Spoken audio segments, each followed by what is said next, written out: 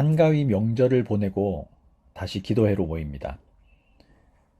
본래 효와 충의 미덕을 강조하는 우리 사회에서 정부로부터 고향 방문을 자제해달라는 요청까지 받았던 낯선 명절이었습니다. 그럼에도 맑은 날씨와 지나간 시간에 대한 성찰, 앞으로 다가오는 새로운 계절을 주시는 은혜에 감사할 수 있었던 기간이었다는 생각도 듭니다. 좋은 쉼으로 건강과 평안을 얻으셨기를 바랍니다. 오늘은 사사기 16장입니다. 이제 삼손 이야기의 결말 부분으로 갑니다. 들릴라라는 여인과의 사이에서 벌어지는 사건들인데요. 영화로도 이미 많이 만들어진 너무나 유명한 이야기이지요. 그 시작은 이렇습니다. 1절에서 3절입니다. 삼손이 가사에 가서 거기서 한 기생을 보고 그에게로 들어갔더니 가사 사람들에게 삼손이 왔다고 알려짐에 그들이 곧 그를 애워싸고 밤새도록 성문에 매복하고 밤새도록 조용히 하며 이르기를 새벽이 되거든 그를 죽이리라 하였더라. 삼손이 밤중까지 누워있다가 그 밤중에 일어나 성 문짝들과 두 문설주와 문빗장을 빼어가지고 그것을 모두 어깨에 메고 헤브론 앞산 꼭대기로 가니라. 삼손이 가사라는 지역에 가서 한 기생에게 들어갑니다. 개역개정은 기생이라고 번역해 놓았지만 다른 번역들을 보면 창녀라고 번역해 놓았습니다. 이 용어의 노골적인 의미를 그대로 드러내 놓은 겁니다. 다른 나라에 압제를 당하고 있는 상황이지요. 우리도 비슷한 경험이 있는 민족입니다. 1920년대와 30년대에 일제강점기에 발표되었던 염상섭의 표본실의 청개구리나 채만식의 레디메이드 인생 같은 작품을 보면 정상적인 생각을 가지고는 도저히 살 수 없는 지식층들의 무력감이 잘 표현되어 있습니다. 특히 조선인 지식인들이 사지를 핀셋으로 고정당한 채 떨며 죽어가는 개구리에 비유되어 있기도 하지요. 이런 현상은 지식인뿐 아니라 민중들에게도 마찬가지였습니다. 일제강점기 때는 폭압적인 체제에 순응하기보다 민중들의 처지에서 사회를 비판하고 제국주의 침략을 거부했던 정신을 반영한 민요들이 등장하지요. 이를 근대 민요라고 하는데 민중들의 고통과 저항 의식들을 표현한 노래들입니다. 그 민요 중에 이런 가사 내용도 있습니다. 아리랑 고개다 정거장 짓고 전기차 오기를 기다린다. 문전의 옥토는 어찌 되고 쪽박의 신세가 웬 말인가. 밭은 헐려서 신장로 되고 집은 헐려서 정거장 되네. 말깨나 하는 놈 재판소 가고 일깨나 하는 놈 공동산 간다.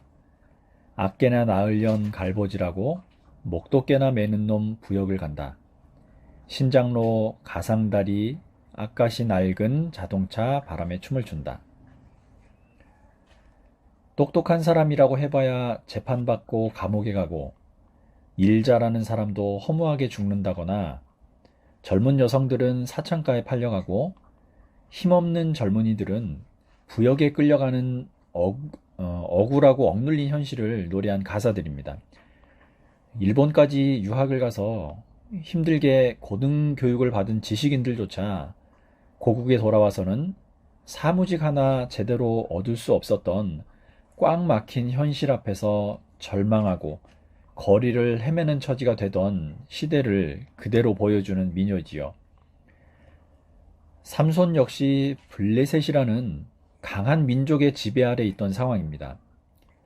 어떻게 보면 삼손은 어려서부터 구별된 사람, 나시린으로 교육을 받고 성장한 인물이지요. 아주 뛰어난 학식을 자랑할 정도는 아니었을지 몰라도 당시의 대표적인 사사였으니까 나름대로 다른 사람들보다는 하나님의 법, 그리고 자신들의 역사에 대해서 잘 아는 사람이었다고 할 수 있습니다. 이런 시대적인 여러 가지 환경을 고려한다고 해도 아무리 청년이고 힘이 넘치는 삼손이지만 성경에 기록된 그의 행적들을 보면 구별되어야 하는 사람으로서의 절제력은 거의 보이지 않습니다. 100번 양보해서 블레셋 사람들은 자신들의 적이니 그렇다고 해도 딥나에서의 일로 인해 동족들은 물론 자신까지 많은 고통을 받은 경험이 있습니다. 그러니 몸가짐에 더 조심해야 하는데 16장 첫 절부터 안타까운 상황이 다시 한번 그려지고 있습니다. 여길 보면 삼손은 오히려 자신의 힘을 믿고 무서운 것도 조심하겠다는 의지도 없이 무작정 하고 싶은 대로만 하면서 지낸 것처럼 보입니다. 이미 가사 지역에 살던 블레셋 사람들은 삼손이 딥나 지역에서 예전에 했던 일들을 알고 있었던 것 같습니다. 그래서 삼손이 기생에게로 들어간 것을 보고 새벽까지 기다렸다가 그를 죽이기로 합니다. 그런데 삼손 역시 이들의 계획을 알고 있었던 걸로 보입니다. 그래서 밤 늦게까지 누워 있다가 밖으로 나가서 그 성의 문짝과 두 기둥, 빗장까지 뽑아 어깨에 맨 후에 헤브론 산 꼭대기까지 올라가 버립니다. 여기에 묘사된 모습으로만 봐서는 도망치는 자의 모습처럼 보이지는 않습니다. 오히려 가사의 블레셋 사람들에게 힘을 과시하거나 경고하는 듯이 유유히 사라진 것처럼 느껴지는 장면입니다. 여기에 가사라는 지역과 헤브론이라는 지역이 이런 구체적인 지명이 등장하고 있습니다. 이 두 지역 사이의 거리가 실제로는 약 60km 정도 된다 그럽니다. 그래서 이 사건에 대해서는 실제로 삼손이 이 먼 거리를 성문과 기둥, 빗장까지 메고 갔느냐, 갔다면 왜 갔느냐, 이런 의문들이 생길 수 있습니다. 우리가 성경을 볼 때 성경의 목적과 기술 방식을 조금 이해할 필요가 있습니다. 성경이 기록된 목적은 우리에게 그것이 현대 과학적으로 옳은가 그른가, 사실인가 아닌가를 따져보고 연구해 보라는 데 있지 않습니다. 그 이야기에서 전해주려고 하는 궁극적인 메시지가 무엇인가? 우리가 이렇게 기록된 이야기에서 무슨 교훈을 얻어야만 하는가? 하나님께서 원하시는 것을 우리가 어떻게 분별해 갈 수 있을까? 지금 이 시대를 사는 우리는 무엇을 버리고 무엇을 지켜가야 하는가? 이런 것들을 묻고 답을 찾으라는 것이 성경이 우리에게 주는 교훈입니다. 만약 누군가 저에게 정말 삼손이 60km나 되는 거리를 성문을 맨 채 걸어갔습니까? 그렇다면 왜 블레셋 사람들은 성문을 메고 당당하게 걸어가고 있는 삼손을 공격하지 않았습니까? 이런 것들을 물으신다면 저로서는 해드릴 답변이 없습니다. 심지어 이런 질문에 대한 답은 삼손도 하지 않았고요. 이 삼손 이야기를 기록한 저자도 답하고 있지 않습니다. 다만 이런 이야기를 듣는 사람들은 뭔가 무서운 일, 이해할 수 없는 일들이 벌어졌다는 말이구나. 이건 도저히 사람으로서는 할 수 없는 일이란 뜻이다. 그럼 그 두렵고 떨리는 일들의 뒤에 있는 힘의 정체가 도대체 무엇인가? 이런 생각을 품게 될 겁니다. 그리고 사사기를 기록한 기자는 사람의 능력으로서는 도저히 불가능한 그 무서운 능력과 힘의 정체가 바로 삼손을 통해 일하셨던 하나님이었다라는 사실을 밝히고 있는 겁니다.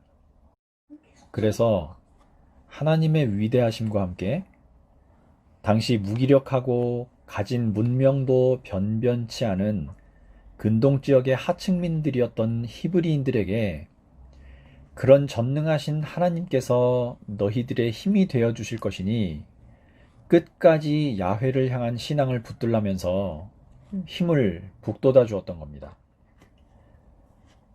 사람으로서는 불가능한 일을 해냈던 삼손의 모습과 그 뒤에서 일하신 하나님의 역사를 확인한 이 블레셋 사람들의 마음이 어땠을지 생각해 보십시오. 새벽녘까지 기다렸다가 삼손을 자신들의 힘으로 죽이겠다라고 다짐했던 이들의 생각이 이제는 그런 삼손을 보고 두렵다, 무섭다라는 생각으로 바뀌지 않았겠습니까? 이 일 후에 이들은 힘으로 삼손을 죽이려 하기보다는 몰래 돌아가는 길을 택합니다. 드러나지 않게, 특히 제물로 사람의 마음을 유혹해서 그 뜻을 이루려는 쪽을 택하게 되는 거지요. 4절에서 6절입니다. 후에 삼손이 소래 골짜기에 들릴라라 이름하는 여인을 사랑하며 블레셋 사람의 방백들이 그 여인에게로 올라가서 그에게 이르되 삼손을 꾀어서 무엇으로 말미암아 그 큰 힘이 생기는지 그리고 우리가 어떻게 하면 능히 그를 결박하여 굴복하게 할 수 있을는지 알아보라. 그리하면 우리가 각각 은 1,100개씩을 내게 주리라 하니 들릴라가 삼손에게 말하되 청하건대 당신의 큰 힘이 무엇으로 말미암아 생기며 어떻게 하면 능히 당신을 결박하여 굴복하게 할 수 있을는지 내게 말하라 하니 자신이 해야 할 일과 지켜야 할 것들을 버리고 자신의 생각에 옳은 대로 행동하던 삼손의 행위는요, 이번에도 반복이 됩니다. 이 삼손의 실수에 대한 것은 잠시 접어두고요. 블레셋 사람들이 일하던 방식을 잠시만 생각해 보겠습니다. 삼손이 이번에는 소래골짜기에서 들릴라라는 여인을 만나 사랑에 빠집니다. 그 소식을 들은 블레셋 사람들의 지도자들이 그 여인을 찾아가지요. 당시 블레셋의 통치 지역은 5개로 나뉘어져 있었고요. 서로 강력한 동맹 체제를 유지하고 있었습니다. 아마도 이 5개 지역의 대표들이 모두 그녀를 찾아간 것 같습니다. 그래서 그 여인에게 삼손을 꾀어 그가 가진 큰 힘의 비결이 무엇인지, 그리고 자신들이 어떻게 하면 그를 눌러서 묶고 복종시킬 수 있는지를 알아오라고 요구합니다. 그리고 그 일의 대가는 5명의 지도자로부터 각각 은화 1,100개씩을 받게 될 거라는 겁니다. 성경은 우리가 사는 이 땅에 각각 빛과 어두움이라고 표현되는 2개의 세력이 있다고 말합니다. 빛의 자녀들과 어두움에 속한 자녀들이라고도 표현이 되어 있죠. 그 빛을 가장 잘 드러내신 분이 예수 그리스도이십니다. 복음서에 기록된 그분의 일하시는 장면들을 가능한 많이 떠올려 보십시오. 한 번도 숨어서 누군가를 해하려는 모의나 또는 제자들의 무리만 유익이 되게 하려는 계획을 세우신 적이 없으십니다. 반대로 늘 숨어서 예수님과 제자들을 주시하면서 그들을 제거하려는 계획을 세우던 무리들이 있었지요. 특히 죽은 나사로를 살려냈다는 소식을 듣고 사람들에게 인기가 많아질 것을 두려워한 제사장 그리고 그 주변에 있던 사람들이었습니다. 요한복음 11장에서 당시 대제사장이었던 가야바는 여러 사람을 위해 예수 한 사람을 희생시켜야 한다면서 이렇게 말합니다. 50절입니다. 한 사람이 백성을 위하여 죽어서 온 민족이 망하지 않게 되는 것이 너희에게 유익한 줄을 생각하지 아니하는도다 하였으니 53절도 보겠습니다. 이 날부터는 그들이 예수를 죽이려고 모의하니라. 결과적으로 나중에 가룟 유다가 스승 예수를 은 30에 팔아넘기게 됩니다. 우리가 가장 최근에 살펴본 예로는 기드온의 서자였던 아비멜렉이 다른 형제들 70명을 죽이려고 할 때도 지역의 불량배들에게 돈을 주어서 그 일을 시킨 적이 있었습니다. 그리고 신약시대에는 바울을 죽이려는 유대인들도 비슷한 모의를 한 적이 있지요. 참으로 안타까운 모습이지만 우리 사회에서도요, 언론들의 기술 방식을 보면 기사를 쓸 때 늘 사건과 사고 뒤에는 재산 피해나 또는 어떤 사람의 생명 가치를 꼭 돈으로 환산해서 수치로 보여주려는 경향이 매우 강합니다.